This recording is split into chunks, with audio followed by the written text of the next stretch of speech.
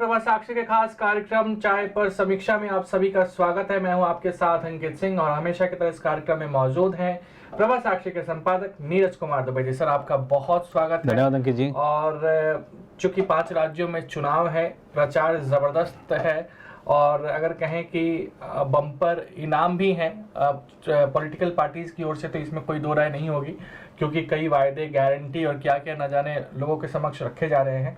लेकिन सर, इसमें जांच एजेंसियां जो है ना, ईडी, सीबीआई, ये चर्चा में है, सुर्खियों में है। राजस्थान में आप गोविंद सिंह डोटासरा के आवासों पर छापेमारी की गई। वैभव गहलोत जो कि सीएम गहलोत के बेटे हैं, उनको समन जारी किया गया। इसके अलावा पश्चिम बंगाल में भी हम देखें, जहां चुनाव नहीं है, वहां भी एक मंत्री को गिरफ्तार किया जा चुका है। तो कुल मिलाकर इसको लेकर राजनीतिक हलचल जारी है। आरोप ठीक पहले की तरह ही लग रहे हैं कि राजनीतिक प्रतिशोध की वजह से किया जा रहा है। इसी कड़ी में कांग्रेस के मुख्यमंत्री कह सकते हैं, जो अभी है गहलोत साहब हैं या भूपेश बघेल, उन्होंने कहा कि जैसे कुत्ते देश भर में घूमते हैं वैसे ईडी घूम रही है। सर जी, क्या लगता है किस तरीके की परिस्थितियां इस वक्त है और क्या चुनावी शोर की वजह से इसको और उछाला जा रहा है? देखिए, एक तो सबसे बड़ी बात तो ये है कि अगर आपने किसी ने अगर हमारे जो जांच एजेंसियां हैं, ईडी है, सीबीआई है, अगर आप उनके लिए इस तरीके की भाषा इस्तेमाल करते हैं तो वो गलत है, क्योंकि वो जो अधिकारी हैं वो दिन रात काम कर रहे हैं और पुख्ता सूचनाओं के आधार पर कार्रवाई होती है। क्योंकि अगर वो कार्रवाई अदालत में वो नहीं साबित कर पाए उसके पीछे का आधार, तो वो फिर उनके लिए भी क्या प्रावधान है कि वो अगर उन्होंने दुरुपयोग किया है अपने पद का, तो वो उनको क्या सजा होगी या उनके खिलाफ क्या कार्रवाई की जा सकती है, ये सब प्रावधान है जांच एजेंसियों के अधिकारियों के लिए भी। अब बात आती है, आपने कहा कि भाई ये जो चुनाव आ गया है तो क्या ये राजनीतिक प्रतिशोध की वजह से किया जा रहा है। ये बात सही है कि हमको चुनाव के समय इस तरीके की छापेमारी ज़्यादा दिखती है, लेकिन पश्चिम बंगाल में तो चुनाव नहीं। हाँ, पश्चिम बंगाल में चुनाव नहीं है, लेकिन जैसे कर्नाटका में अभी हमने देखा छापा पड़ा, एक ही जगह से 100 करोड़ से ज़्यादा की रकम मिली। तो कई बार क्या होता है कि जो किसी स्टेट में चुनाव है तो वहाँ पर क्योंकि सबकी नज़र है, उस इलेक्शन कमीशन की नज़र है, जांच एजेंसियों की भी नज़र है, तो साथ वाले राज्य में या थोड़ा सा दूसरे राज्य में भी इस तरह की गतिविधियाँ चल रही होती हैं कि चुनाव को कैसे प्रभावित किया जा सकता है, मतदाताओं को कैसे प्रभावित किया जा सकता है। तो उस नाते जांच एजेंसियों के पास बहुत सारी चीज़ें, सूचनाएं होती हैं, उसके आधार पर कार्रवाई होती है। अब जो सवाल उठाते हैं कि भाई क्यों इस तरह की छापेमारी सिर्फ चुनाव के समय होती है, हमको ये समझना होगा कि चुनाव के समय ही जो अवैध धन होता है उसका प्रवाह ज़्यादा होता है। बिल्कुल।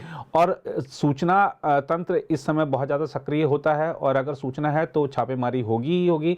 जांच एजेंसी के पास अगर सूचना है, वो कार्रवाई नहीं करती है, तो जांच एजेंसी फिर किस काम के लिए है? उसका काम है छापेमारी करना, दोषियों को जो हैं, जो इस तरीके की गतिविधियों में लिप्त हैं, उनको पकड़ना और अदालत के समक्ष पेश करना। तो वो अपना काम कर रही हैं। और हमको ये भी देखना चाहिए कि जो सवाल उठा रहे हैं कि नेताओं के खिलाफ कार्रवाई क्यों हुई, क्या आपने इस बात की जानकारी ली है कि ईडी ने आज दिन भर में सिर्फ नेताओं के घर पे छापेमारी की? क्या और लोगों के घर पे छापेमारी, जो हो सकता है कि व्यवसायी हों या हो सकता है कि दूसरे जो पेशे से संबंध रखते हों, क्या उनके पर छापेमारी नहीं हुई? तो लेकिन क्योंकि वो राजनेता हैं और राजनेता ही मीडिया में ज़्यादा सुर्खियां बटोरते हैं, इसलिए उनकी खबरें ज़्यादा छपती हैं और ज़्यादा दिखती, संख्या ज़्यादा दिखती है। एक आंकड़ा दिया गया था ईडी के हवाले से और उसमें दिखाया गया था कि कैसे उनकी संख्या, राजनेताओं की संख्या बेहद कम है जो छापेमारी के मामले में, लेकिन खबरें उनकी ज़्यादा हैं क्योंकि वो राजनेता हैं और उनको खबरों में कैसे बने रहना है और कैसे अपने आप को पीड़ित दिखाते हुए, यानी कि विक्टिम कार्ड खेलना है, वो भली बात जानते हैं, मौके को भुनाना है। तो ये सब चीज़ें चलती हैं। और दूसरा, ख़ास तौर पर हमारी जो जांच एजेंसियां हैं, देखिए चाहे सीबीआई हो, ईडी हो, आप इनके आलोचक हो सकते हैं और जो शासन तंत्र जिनके अंतर्गत ये काम कर रही हैं, उस शासन तंत्र की आप आलोचना कीजिए, लेकिन जो व्यवस्था है उसको मत आप दुत्कारिए। क्योंकि अगर आज कोई भी जो ईडी को, सीबीआई को गाली दे रहे हैं, उनके खिलाफ अपशब्द बोल रहे हैं, अगर कोई घटना होती है तो वही व्यक्ति मांग करेगा कि इसकी सीबीआई जांच होनी चाहिए। अगर कोई घोटाला होता है तो वही व्यक्ति जांच करेगा कि इसकी ईडी से जांच करानी चाहिए। आपको विश्वास भी है और आप अविश्वास भी व्यक्त कर रहे हैं, तो ये विरोधाभास है। तो ये राजनीति में नहीं होना चाहिए। या तो आप अविश्वास करिए या विश्वास करिए, एक आपको एक लाइन को स्पष्ट रूप से पकड़ना होगा। दूसरा, जो आपने कहा कि बहुत बड़ी बड़ी घोषणाएं हो रही हैं, तो ये जो घोषणाएं हो रही हैं, ये जो लोग भी घोषणा कर रहे हैं बड़ी बड़ी, खासतौर पर मुफ्त की सौगातों की, ये कतई देश का भला नहीं चाहते हैं। ये सिर्फ सत्ता लोलुपता के कारण ऐसा कर रहे हैं। अगर देश का भला चाहते, अर्थव्यवस्था का भला चाहते हैं, तो उनको मुफ्त की सौगातों की घोषणा नहीं करनी चाहिए। क्योंकि हमने देखा कि किस तरीके से कर्नाटक सरकार ने तमाम तरह की घोषणाएं की थी वहाँ पर, लेकिन वो घोषणाएं लागू नहीं हो पाई हैं। और अभी जो वहाँ पर गृहलक्ष्मी योजना थी, उसके बारे में मैं एक खबर कहीं पढ़ रहा था, अगर वो खबर सही है तो उसमें ये लिखा था कि जो पहले तो सरकार ने कहा कि जो महिला है उसको साबित करना होगा कि वो उस ग्रह की स्वामिनी है या वही हेड है उस फैमिली की। तो पहले तो आपको ये साबित करना पड़ेगा। उसको साबित करने की जो प्रक्रियाएं थी उसमें खामी आ गई, तो वो अभी स्कीम रोक दी गई है। तो अगर स्कीम रोक दी गई है तो यानी कि वो आपका वादा नहीं पूरा हो पा रहा। ऐसी तमाम तरह की जो योजनाएं थी उसमें खामियां हैं। आप कोई वादा कर देते हैं, फिर कहते हैं कि आप सेंटर से फंड नहीं आ रहा, तो हम वो वादा नहीं पूरा कर पाए।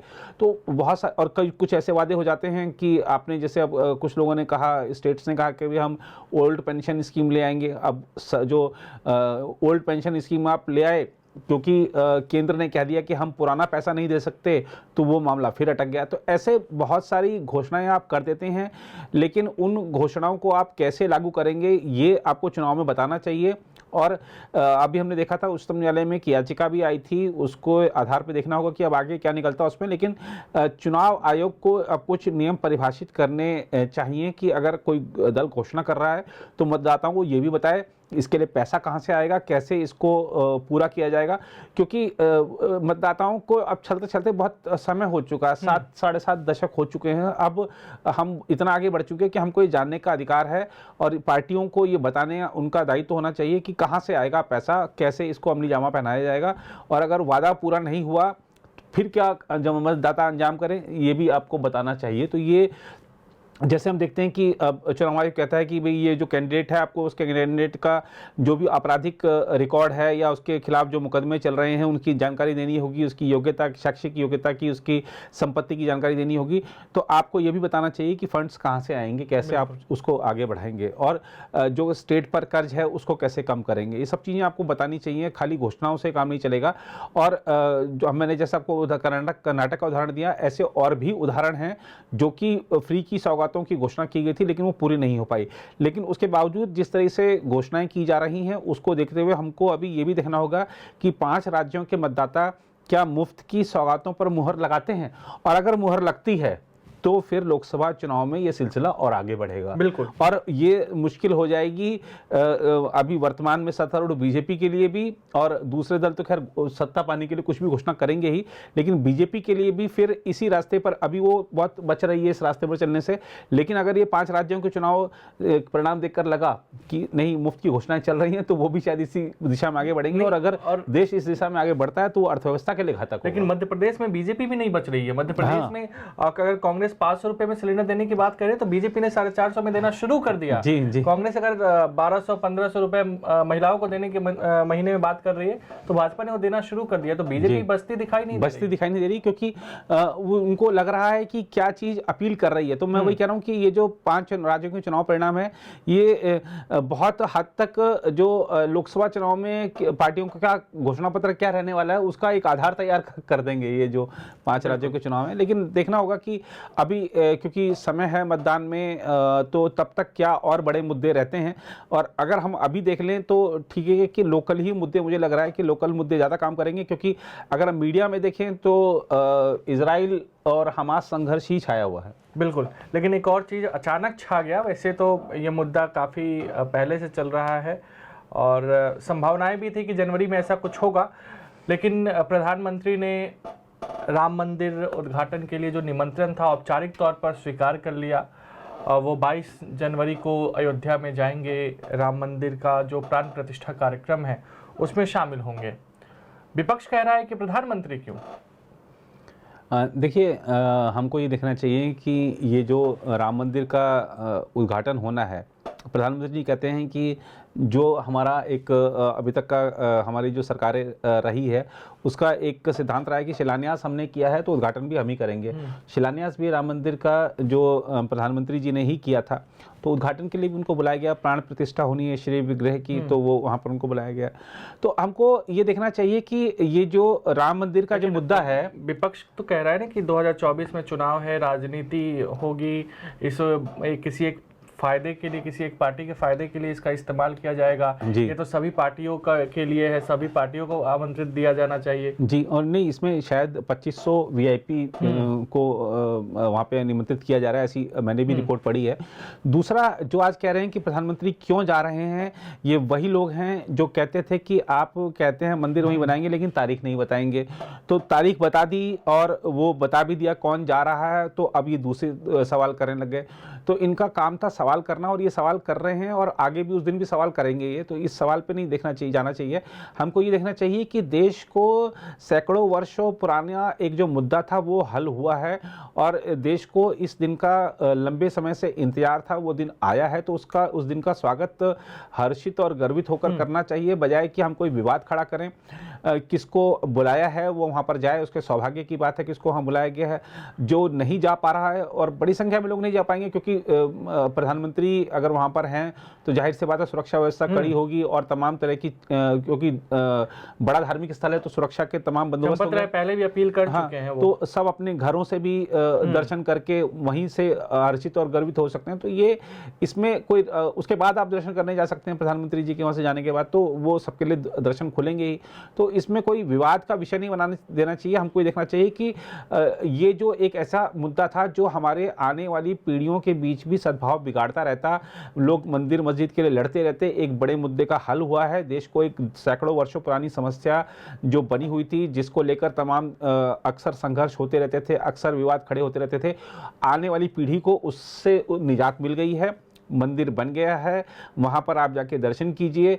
मस्जिद की वहाँ पर जो अयोध्या में बननी है उसकी भी बता रहे हैं कि शायद शुरुआत जल्दी ही हो जाएगी, तो जिसको मस्जिद जाना होगा बन जाएगी तो वहाँ पर जाएं। तो वो समस्या जो थी सद्भाव बिगाड़ने वाली, वो ख़त्म हो चुकी है। मंदिर मस्जिद दोनों वहाँ पर होंगे, तो आप जिसको जहाँ पर प्रार्थना करनी है, इबादत करनी है, वो अपना काम जाके करें। लेकिन और अब ये देखना चाहिए कि देश में एक बहुत बड़ा ये आयोजन होने जा रहा है, और ये जो देश है ये राम का है। कोई व्यक्ति जन्म होता है तो जन्म से लेकर मृत्यु तक उसके साथ राम जुड़े हुए हैं, राम के साथ वो जुड़ा हुआ है। तो उस ऐसे बड़े काम में तो देश का नेतृत्व होना ही चाहिए। तो अगर प्रधानमंत्री वहाँ पर जा रहे हैं, और प्रधानमंत्री वहाँ पर जा रहे हैं, ये तो एक चीज़ है। दूसरा, बीजेपी नेता के तौर पर, बीजेपी ने राजनीतिक दल के तौर पर उस मुद्दे को उठाया, उस मुद्दे का हल करवाया, उस मुद्दे को अंजाम तक पहुँचाया। तो ये उस नाते भी उनका हक बनता है कि वो उसका उद्घाटन करें। तो इसमें आपत्ति की कोई बात है ही नहीं। और मुझे लगता है कि जब निमंत्रण जाएगा, क्योंकि राम का काम है तो उसमें सबकी भागीदारी होनी चाहिए, तो सबको बिना किसी भेदभाव के वहाँ पर निमंत्रण जाएगा। अब देखना होगा, अभी जब तक निमंत्रण नहीं जाता तब तक विवाद क्यों करना। बिल्कुल। लेकिन एक और चर्चा कर लेते हैं, एक और टॉपिक पे सर, क्योंकि अगर इस सप्ताह के आप अखबार खोलिए, न्यूज़ हेडलाइन खोलिए या फिर न्यूज़ पोर्टल देखिए, दिल्ली का पॉल्यूशन AQI लेवल सर ये लगातार बिगड़ता जा रहा है। और ऐसा नहीं है, पिछले 5, 7, 10 सालों में नवंबर, दिसंबर, अक्टूबर में इसकी चर्चा शुरू हो जाती है। हम अगले साल ये करेंगे, हमने ये प्लान तैयार कर लिया है, हम ये कर रहे हैं। पराली जलाने को लेकर तमाम चीज़ें, राजनीति होती है सर। राजनीति शोर में कहीं ना कहीं जो अहम मुद्दा है वो कहीं दब तो नहीं जाता है? नहीं, बिल्कुल दब जाता है। और हम खाली दिल्ली की बात क्यों कर रहे हैं, अब तो मुंबई भी पीछे नहीं है। हाँ। देश की जो राष्ट्रीय राजधानी है वो तो विश्व के प्रदूषित, जो सर्वाधिक प्रदूषित शहर है उनमें शुमार है। अब हमारी जो आर्थिक राजधानी वो भी दौड़ में पीछे नहीं रह रही है। हमारी जो सरकारें हैं वो शायद आंखें मूंदे बैठी हुई हैं, बड़े बड़े घोषणाएं कर दी जाती हैं, तमाम तरह के टास्क फोर्स बनाए दिए जाते हैं, और कुछ ऐलान कर दिए जाते हैं कि ये कोई ग्रैप नियम है, ये इस दिन से लागू हो जाएगा, पटाखों पर प्रतिबंध होगा, और लाइट ऑन, वो लाइट इंजन स्विच ऑफ हाँ ऑन। हाँ, वही रेड लाइट ऑन और इंजन स्विच ऑफ होगा।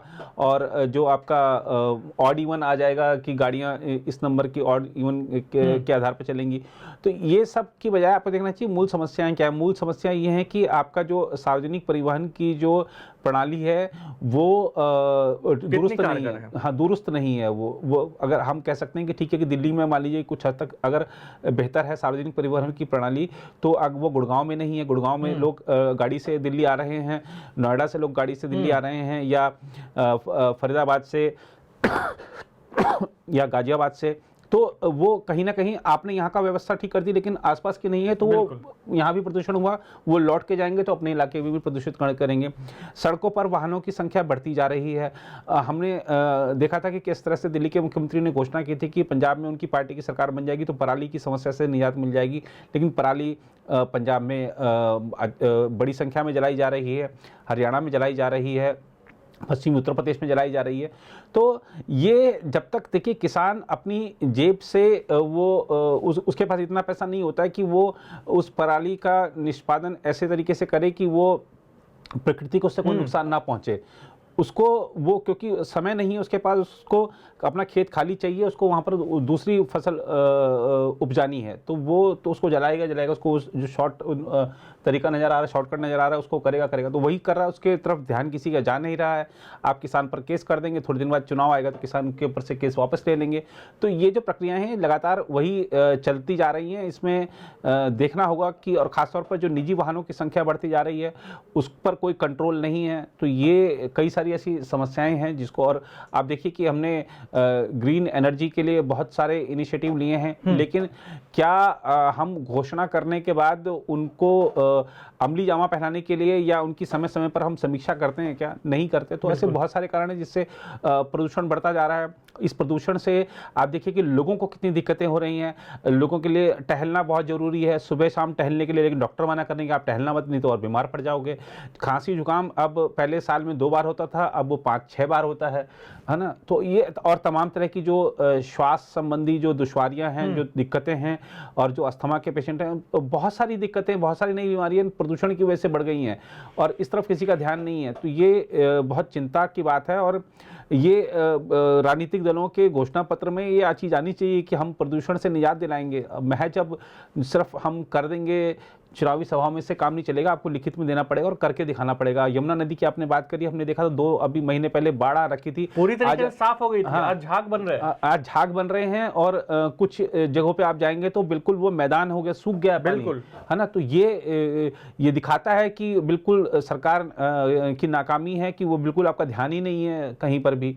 और अभी आप थोड़े दिन बाद घाट चमकाते नजर आएंगे, वहाँ फोटो खिंचवाते नजर आएंगे। बिल्कुल, तो ये सब सिर्फ शुरू हो गया है। हाँ, मनोज तिवारी ने शुरू कर दिया है। हाँ जी, तो ये सिर्फ ये अब हमारे ना ये सारे सालाना एक वो बन गए हैं, रस्म बन गए हैं, अवसर बन गए हैं कि वो आलोचना करेंगे, वो बोलेंगे कि हमने काम कर दिया, लेकिन काम कोई नहीं कर रहा है, और दुश्वारियां जो दिक्कतें हैं वो आम जनता को झेलनी पड़ रही हैं। बिल्कुल, और ये जो समस्या है वायु प्रदूषण या प्रदूषण, उसमें आम जनता की भी भागीदारी है। हमें भी सचेत रहना चाहिए, और भविष्य कैसे सुरक्षित रहे उस दिशा में हमें भी काम करना चाहिए। आपका अपना चैनल प्रभा साक्षी 22 वर्ष पूरे कर चुका है सर जी, और इस वीडियो के माध्यम से हमारा आप सबसे आग्रह है कि 22 वर्ष की जो हमारा अब तक का सफ़र है उसको देखते हुए हम अपना एक कार्यक्रम करने जा रहे हैं। 30 अक्टूबर सोमवार को दोपहर 3:30 बजे से शाम 7 बजे तक नई दिल्ली के कॉन्स्टिट्यूशन क्लब के डिप्टी सभागार हॉल में, और बहुत सारी परिचर्चाएं हैं, बहुत सारे विशेषज्ञ वहां पर तमाम तरह के विषयों पर अपने संबोधन देंगे, और उन परिचर्चाओं के माध्यम से निश्चित रूप से आप सभी का ज्ञानवर्धन होगा। आप सभी उस कार्यक्रम में प्रत्यक्ष भागीदारी करें, ऐसा हम आप सभी को निमंत्रण देते हैं। आप सभी आइए, और प्रभा साक्षी परिवार के साथ, क्योंकि आप जो हमारे पाठक हैं, दर्शक हैं, हमारा परिवार ही हैं, तो हमारे पूरे परिवार से मिलकर हम सभी को भी बहुत खुशी होगी। उम्मीद है आप उस कार्यक्रम में ज़रूर आएंगे, और प्रभा साक्षी से आपका जो प्यार है उसे ज़रूर बरकरार रखेंगे। फिलहाल आज के लिए इतना ही। अगले कार्यक्रम में आपसे फिर मुलाकात होगी। तब तक मुझे यानी अंकित सिंह और प्रभा साक्षी के संपादक नीरज कुमार दुबे को दीजिए इजाज़त। नमस्कार। नमस्कार। अगर आप भी लेना चाहते हैं देश दुनिया की तमाम जानकारी तो आज ही सब्सक्राइब करें हमारे चैनल को। साथ ही नीचे दिए बेल आइकन को जरूर दबाएं ताकि हर अपडेट आप तक पहुंच सके।